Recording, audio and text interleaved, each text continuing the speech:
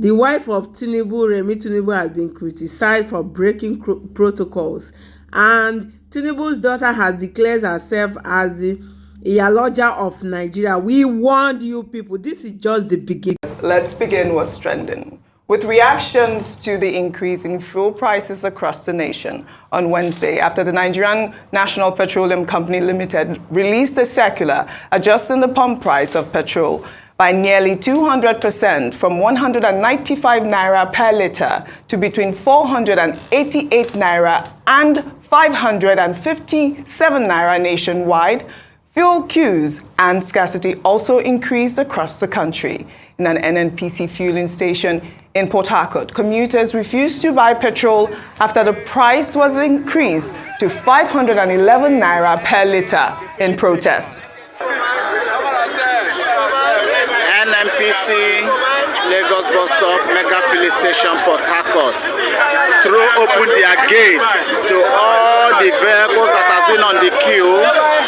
Gate has been thrown open, and yet no vehicle has agreed to enter the car. Gate is thrown open. Nobody is entering the filling station. Gate is thrown open. No vehicle is entering the filling station due to the high cost of the price. NNPC Mega filling station, 511 naira per litre. Gates thrown open. No vehicle is entering to go and buy. What a pity. Welcome, TINUBU government. Well, our reporters across the country spoke to some Nigerians to get their reaction on the subsidy removal announcement by President Bola Ahmed Tinubu during his inaugural address on Monday and the resultant effect of the fuel price hike. I'm here in the queue for the last 4 hours, and up to now, they have even not started selling the fuel. From all indication from the reliable source that we are even hearing, that the litre now in the major market is going to be sold about 540 today. And just yesterday, the Mr. President had made an announcement that the era of subsidy is over. And look at what we are facing. Look at the queue. More than how many hundreds of thousands of cars are in the queue. You can imagine this kind of situation where we are in Nigeria today. Is that what we have voted for? We have not voted for this kind of things. It's very, very unfortunate. We cannot continue this way. The masses has voted, and we don't support. We don't deserve to have this as a payback. Price has been changed from 210 to 560. You can see it now. But this is crazy. And when they come, they portray themselves as the hope of Nigeria. Is it hope? Somebody just came in on power. It's not up to 3 or 2 days. Everything just scattered. Is it the hope we are waiting for? We are looking for? But this is so awkward. Is it a way forward? Is it a hope for we youth? Where are we driving to? This is not right. This is not Nigeria we hope for. It's unfair, and it's a slap on the face of citizens of Nigeria, because we don't expect this from our president. We don't expect this from this party called APC. It is unfair. It's going to cause a sort of economic doldrum where everybody we bear that financial agony. There is no doubt about that. I went to the black market to buy fuel. They are telling me by liter is 900, 800. So I can't have a choice. I must buy it. So if I went to the customer, if I charge the customer highest 1,500 or 2,000, he will complain. Well, in Bayelsa State, the governor, Doyodiri, closed down 3 fueling stations for hoarding and dealing with adulterated products. Our award-winning reporter, Ovieteme George, spoke to some residents. They sold for 189 this morning. After they sold for that set, the manager now came and said, okay, they are selling, they've had orders from Abuja that they want to sell for 515 naira now. So that is why we are still here. Up till now, I slept there for a good 2 days. I've not bought fuel. In less than 24 hours of his administration, Nigerians have faced the type of hardship that even Buhari did not give us. The hardship Buhari gave us during the election, Tinubu has come to give us the updated version of the hardship. This is real hardship. I beg. I don't take God beg Tinubu. Make it do something. I don't dare here since the day before yesterday. I buy fuel to drive my keke so that I can feed the carry passenger. I no fit. I no fit. To buy water for us with Jerican. nowhere to buy water. All the poor people where they sell water 2029, they said no water, no to buy, to take on generator to pump the water. I never bath. Since yesterday I never bath. You never bath? You know the smell. You know the smell from my body. Wait, you the smell? I the smell. Then come out for ya. I want to come out one by one. Thank you, my brother. Thank you very much. Obioteme is amazing. I mean, it sounds funny. I mean, you just have to love him. But this is what Nigerians are going through. Rufai, I can see you tearing away. But this is the situation out there at this point. You can see how upset people are. I mean, I got this footage from different places, Bayelsa, Ekiti, Ondo, Abuja. They are all really upset about the situation. Before I come to you, Rufai. When all of this started, Shege Pro Max. No, it was Shege. Yeah, exactly. Thank Renewed you for reminding Shege was trending. Renewed Shege was trending yesterday. Yes. See, the sad reality is this. We've said ad nauseum. They made a mistake with the way they went about it. Subsidy needs to go, but you can see the impact on the lives of Nigerians. Oji, these are the people you see. What about the people you don't see? What about the people that they will go to their factory where they work today and they will tell them that because of the increase in price, we can't continue again. Job losses have happened. Oji, when the factories shut down in the 80s, the lace factories, all right, in Ogun State and other parts shut down in the 80s, till today, a lot of people didn't get their jobs back. We have created more poverty, and that's why we're talking about palliatives.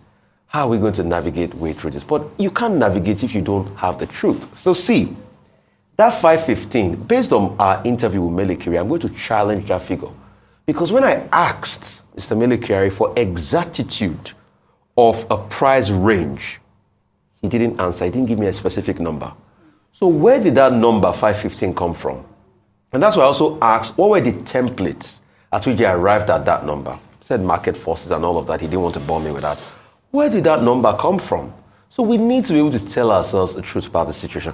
It needs to go one way or the other. And you see, it is so easy also to make the arguments that supply-side economists make. Oh, once you remove subsidy, there will be ample production in the market, prices will come down, it will fall and everything. That is all things being equal. For commodities like this, what about the days all things are not equal? Yes, absolutely. The government still coming to buffer, like we've seen in aviation fuel. Also, America deregulated in 81. We've seen instances where America still released their strategic national reserve.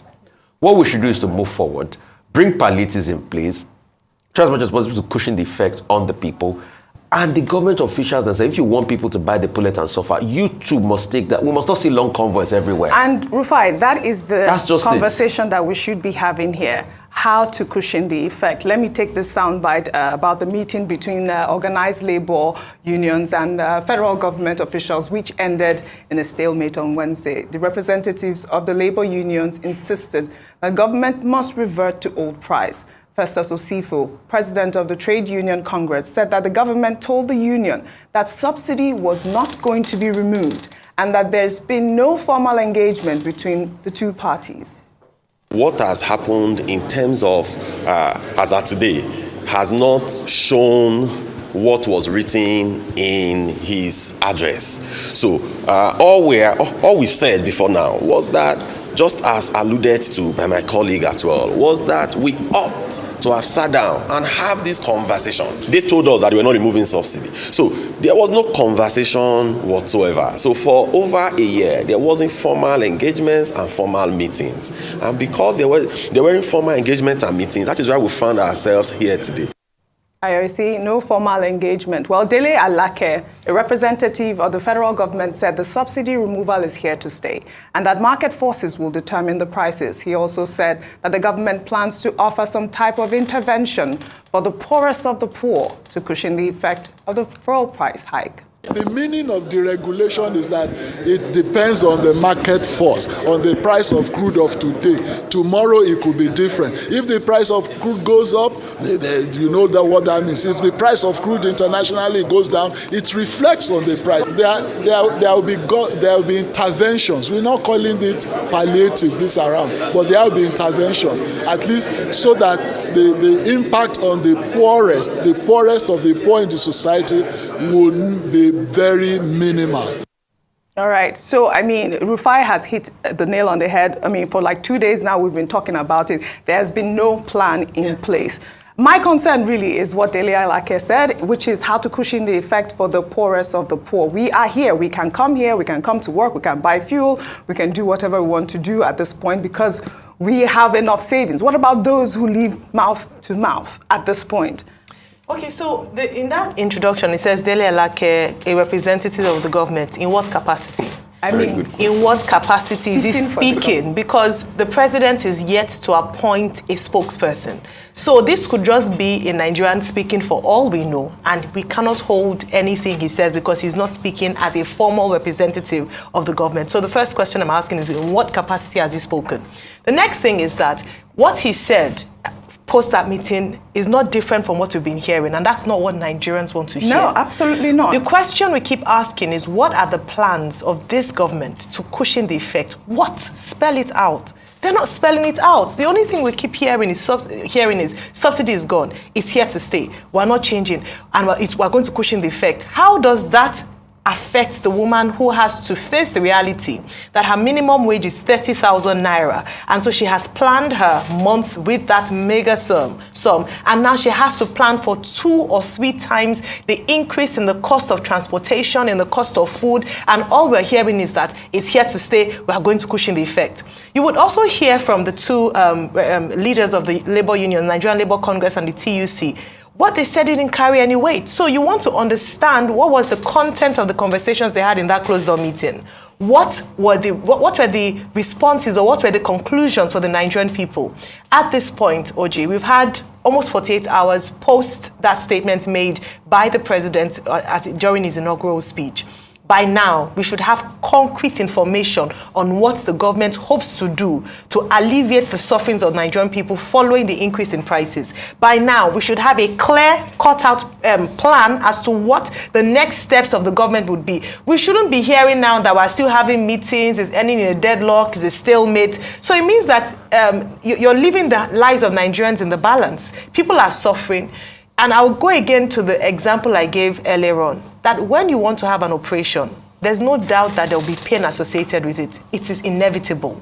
What you then do is to give the patient anesthesia to help alleviate the pain or cushion the effect. What you don't do is give anesthesia post-surgery. You do it before surgery so the person doesn't die before you actually administer anesthesia. And that's what's happening to a lot of Nigerian people. We are suffering. You saw why should we look like a jungle with people fighting at filling stations, people angry saying they haven't had their bath. It's funny, but it's very sad. We shouldn't reduce the Nigerian people to this, what we're seeing on TV today. Let there be some form of sanity. It's a new government. Please give us something better. Absolutely. A minute with you on the subject quickly. Oh, very quickly. Palliatives.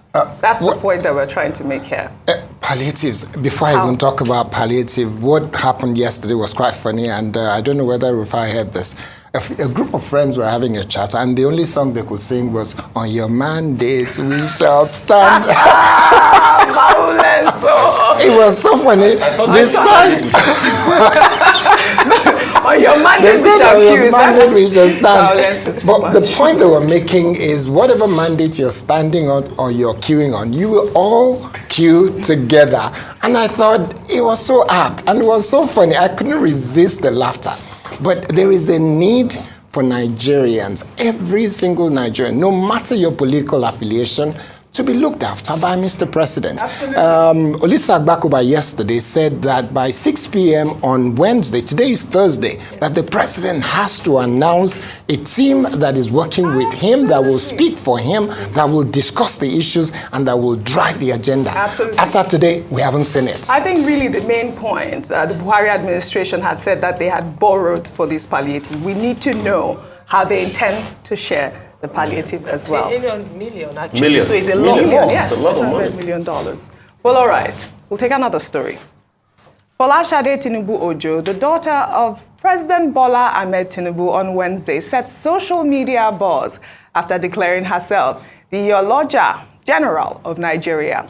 The title, meant to identify her as the president of all market men and women in the country, was added to her Twitter bio after the inauguration of her father, Bola Ahmed Tinubu, as president of Nigeria. Folashade in 2013 was crowned the lyaloja of Lagos. She was said to have inherited the title from her paternal grandmother, the late President General of Lagos Market Men and Women, Alhaja Abibat Mogaji. All right, I wanted to take some reactions, but in the meantime, Folashade Tinubu is seeking support from her father's administration to achieve economic growth, especially at the grassroots level. She made the appeal during a meeting organized by stakeholders on improving the quality of life for women, youth, and the vulnerable in the society on Tuesday, stating that the country can only move forward with the combined effort of everyone.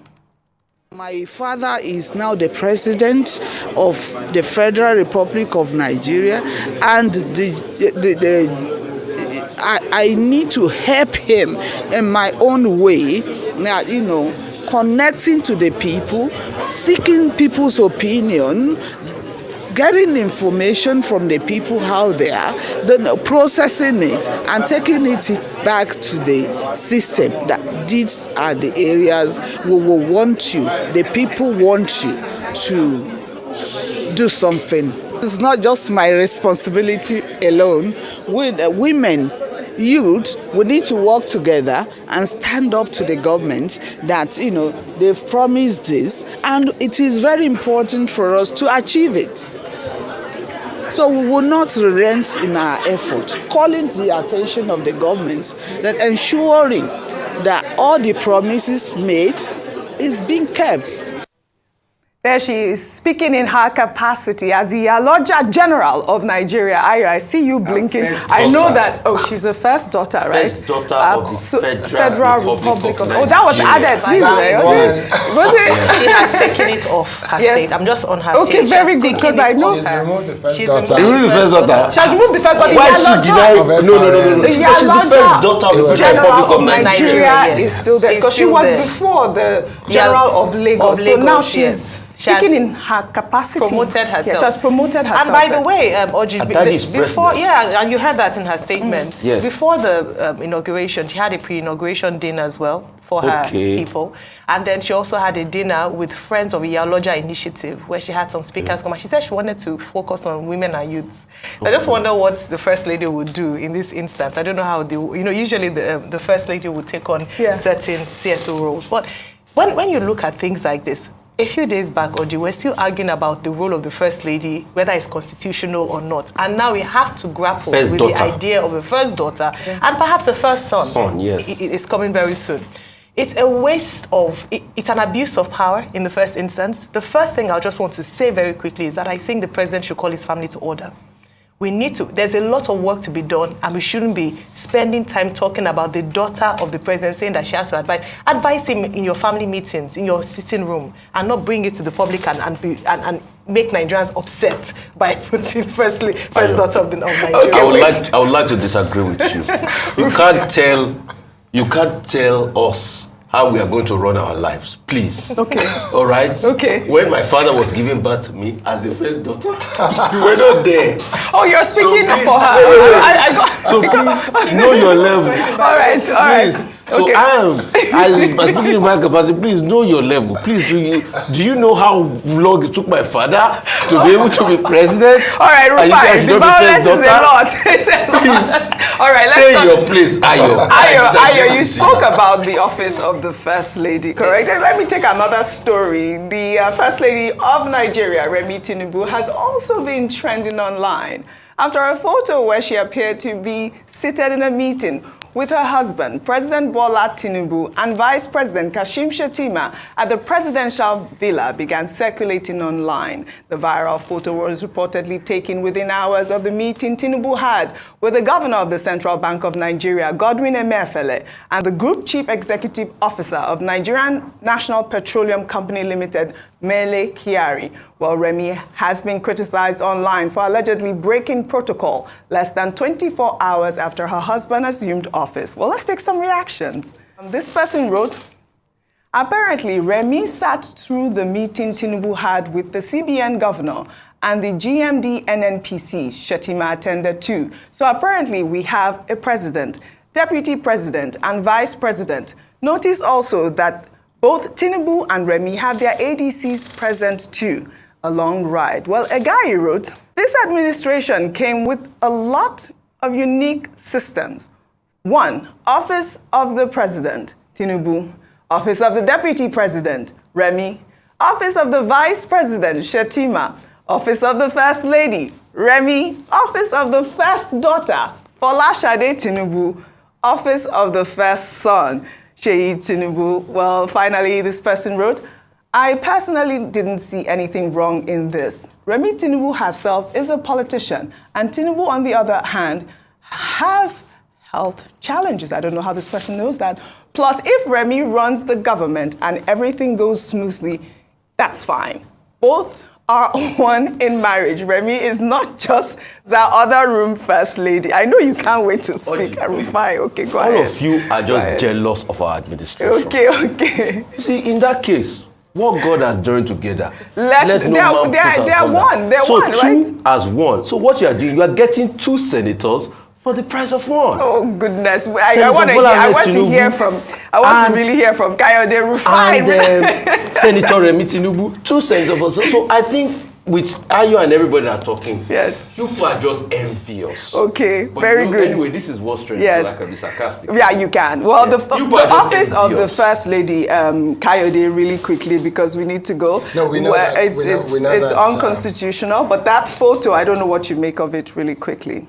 There's nothing to make of it. If it is unconstitutional, there is no First Lady. And even if there was a constitutional position for First Lady, all you have to realize is that that First Lady is not part of the presidential team that should be meeting with key stakeholders, whether it's CBN governor or it's head of NNPC or whatever. Yeah. That's the right thing to do. All right. Don't say that in government. There's something called classified information. And I think your wife should not be privy to that information. Well, we don't know how that photo was taken. I have to just put that in there. But, you know, please, I'd like to also... Thank you. Thank you. I was just being sarcastic there. All right. Well,